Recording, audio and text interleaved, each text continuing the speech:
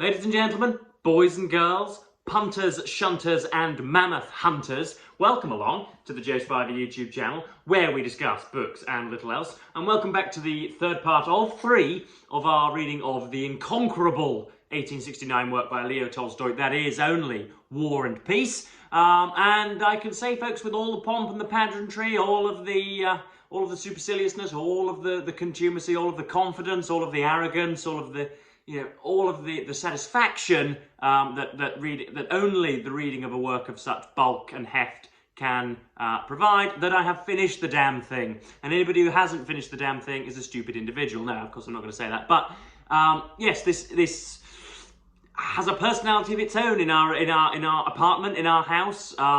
It sort of nudges me when it needs to go for a walk. It sort of growls when it needs to be out and exercised. It leaves steaming sausages of excrement on the floors. It bullies other books and sort of pins them down to the floor and puts their heads into the canvas. It is, I would almost say incomparable, but I have in fact scaled its very sides. So yeah, this is going to be. I'm never scripted anyway, but I haven't even really collected my thoughts on the novel prior to pressing record. So this is going to be. It's not going to have my usual ratiocination or.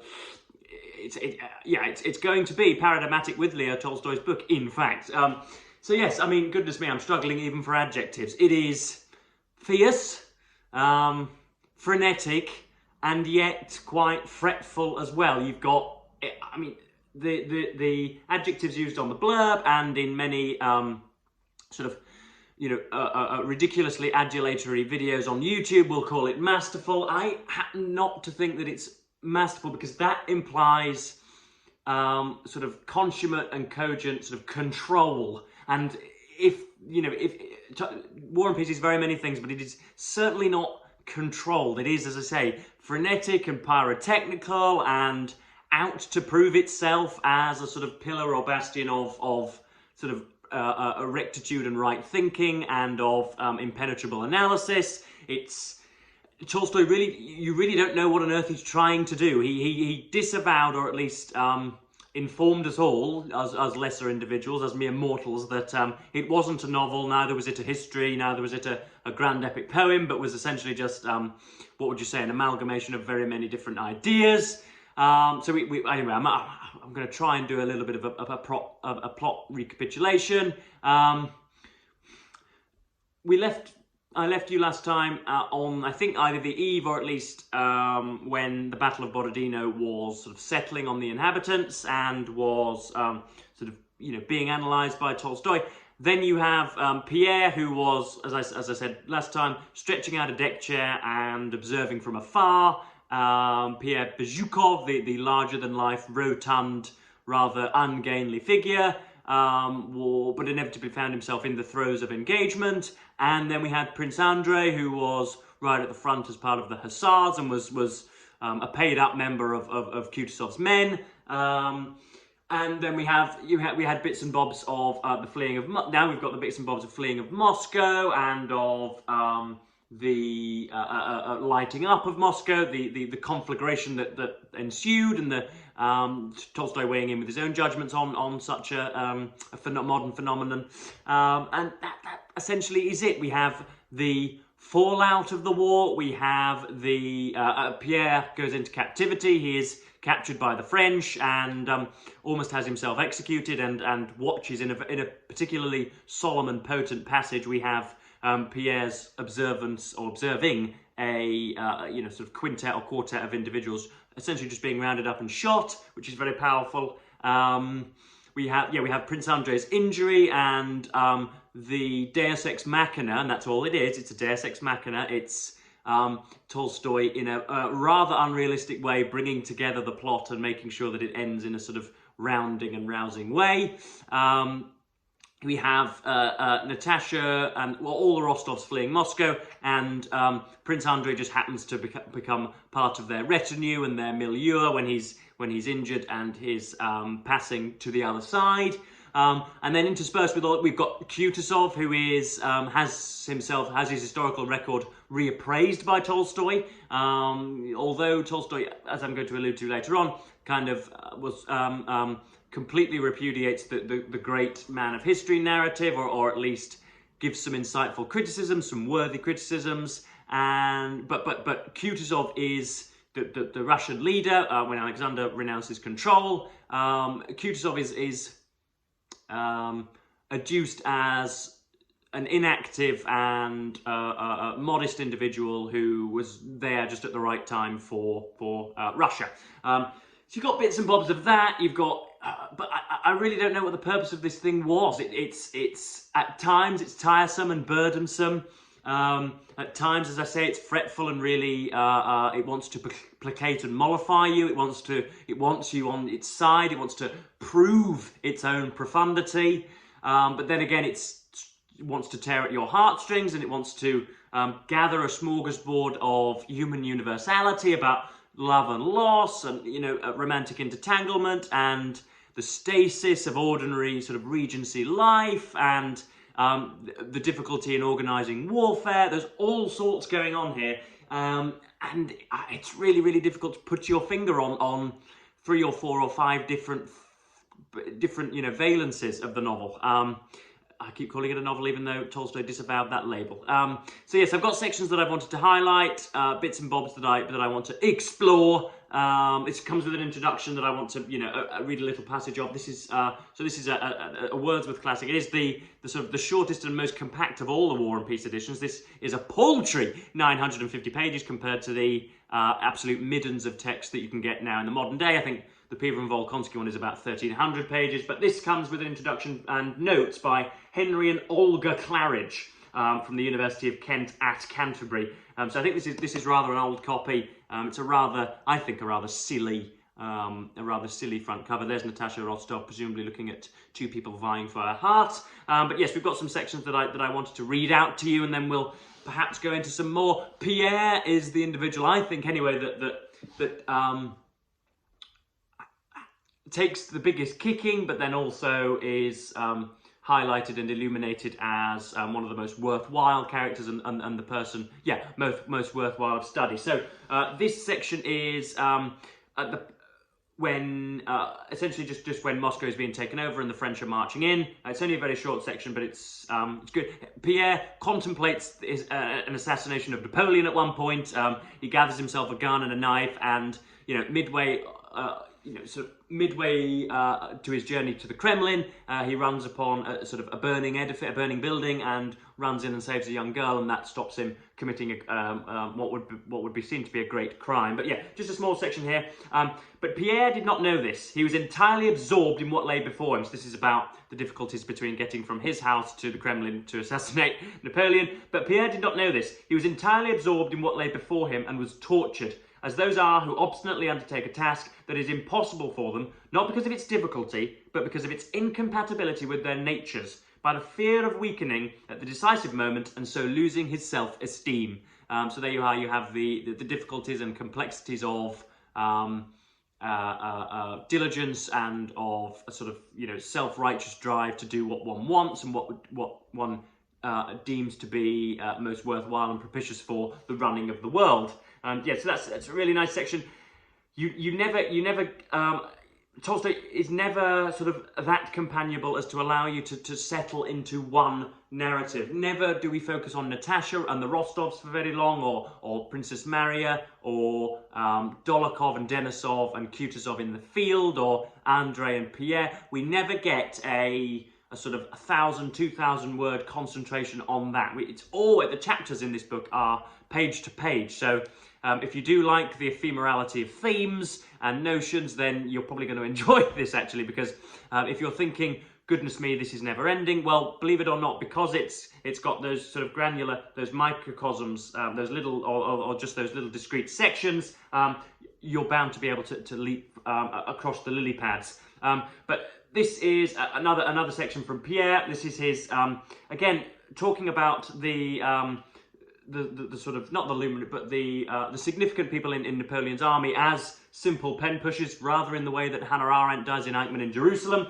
Says, Pierre could not afterwards remember how he went, whether it was far or in which direction. His faculties were quite numbed. He was stupefied and, noticing nothing around him, went on moving his legs as the others did till they all stopped and he stopped too. The only thought in his mind at that time was, who was it that had really sentenced him to death? This is when he's taken into custody. Not the men on the commission that had first examined him, not one of them that had wished to or evidently could have done it. It was not Davout who had looked at him in so human a way. In another moment, Davout would have realised that he was doing wrong, but just then the adjutant had come in and interrupted him. The adjutant also had evidently had no evil intent, though he might have refrained from coming in. Then who was executing him, killing him, depriving of life? Him, Pierre, with all his memories, aspirations, hopes and thoughts. Who was doing this? And Pierre felt that it was no one. It was a system, a concurrence of circumstances. A system of some sort was killing him. Pierre, depriving him of life, of everything, annihilating him. So that's, again, you can see Tolstoy there throwing his papers into the air and finding himself unable to draw any causality as to the nature of what's going on. The maelstrom of, randomity and chaos theory, and there being presumably no single arbiter, which works in some cases, but is obviously false in other cases as well. Like with most sort of skittish and ridiculously circumlocucious philosophy, it's toss a coin as to whether it's correct or not. Essentially, what other sections have we got to indulge in? We've got some beautiful bits. This again is with Pierre and the, what have I put? I put the relativism of suffering and how one's perception of one's hardship changes depending on the situation.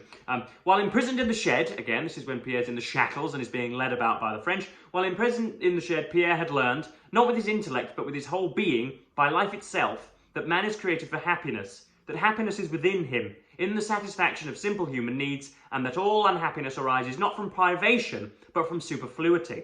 And now, during these last 3 weeks of the march, he had learned still another new consolatory truth, that there is nothing in the world that is terrible. He had learnt that, as there is in no condition in which man can be happy and entirely free, so there is no condition in which he need be unhappy and not free.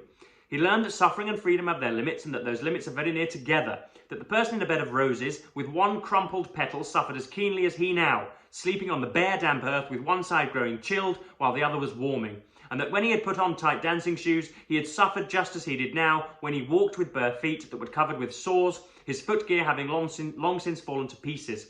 He discovered that when he had married his wife, of his own free will as it had seemed to him, he had been no more free than now when they locked him up at night in a stable. Of all that he himself subsequently termed his sufferings, but which at the time he scarcely felt, the worst was the state of the bare, rubbed and scab-covered feet.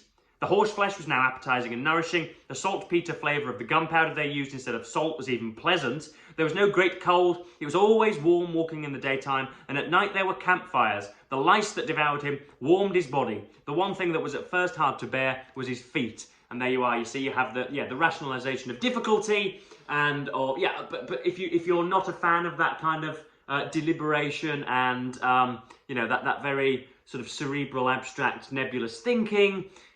This book still has stuff for you. There are great depictions of the Battle of Borodino. I learned from the Wikipedia page, where else in the age of bidirectional digital media, I learned from the Wikipedia page that Tolstoy actually went to Borodino and studied the topography and got decent views of it, and was completely seemingly forever ensconced in some of the military histories.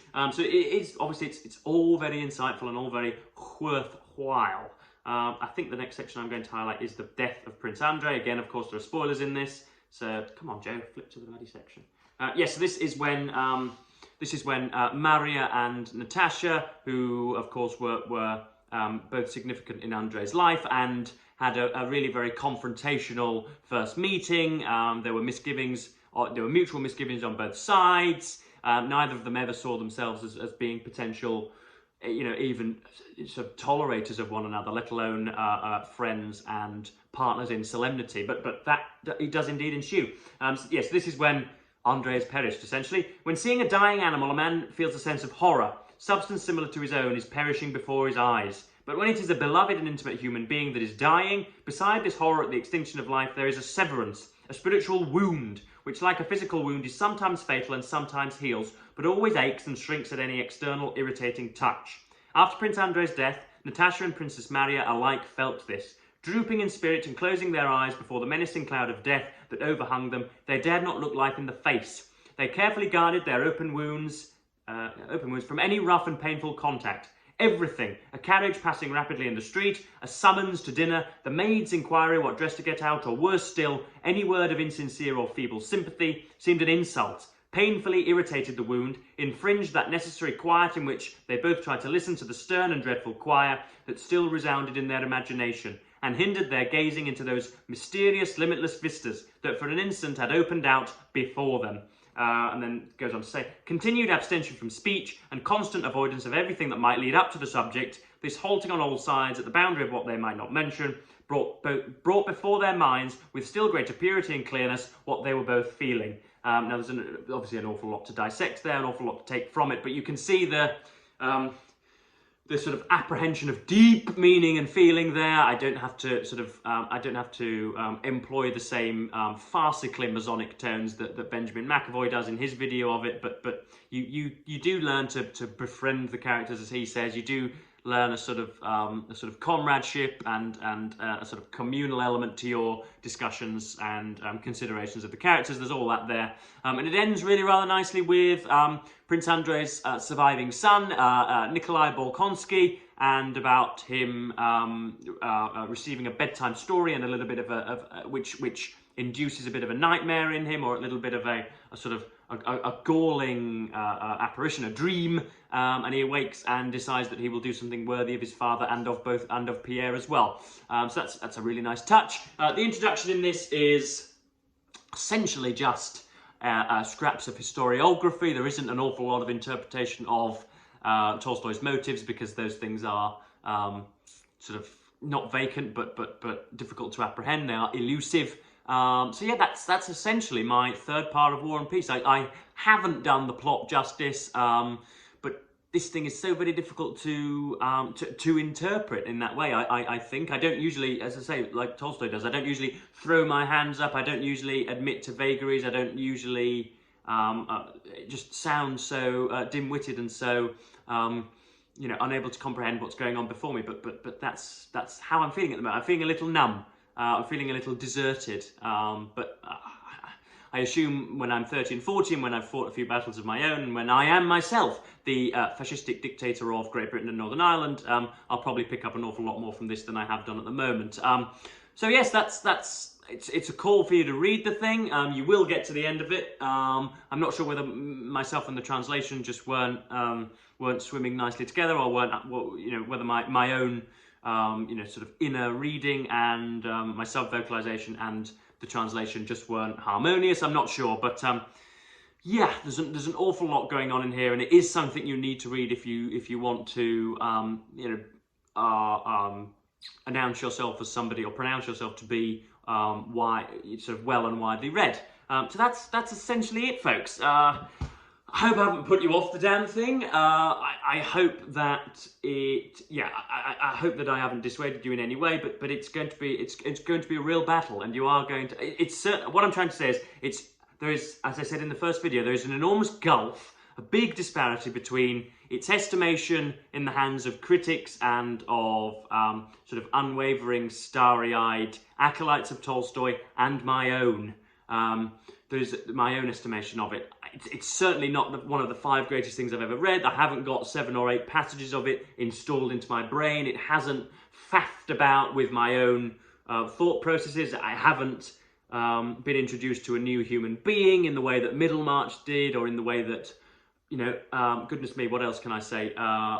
Childe Harold's Pilgrimage did, or in the way that Trollope's Warden did, or The Way We Live Now did, or in the way that Anna Karenina did. Yeah, I don't know what to think about this, and I tried to go through a whole video without mentioning the Great Man debate and the historical ruminations. If there is any particular tendril of philosophy that I can stomach, it is indeed the philosophy of history and our interpretation of it. But yeah, again, I'm not too sure whether I ought to weigh in with that. But yes, this has been a really rather sort of limp-wristed and flaccid review of War and Peace, but such is the case.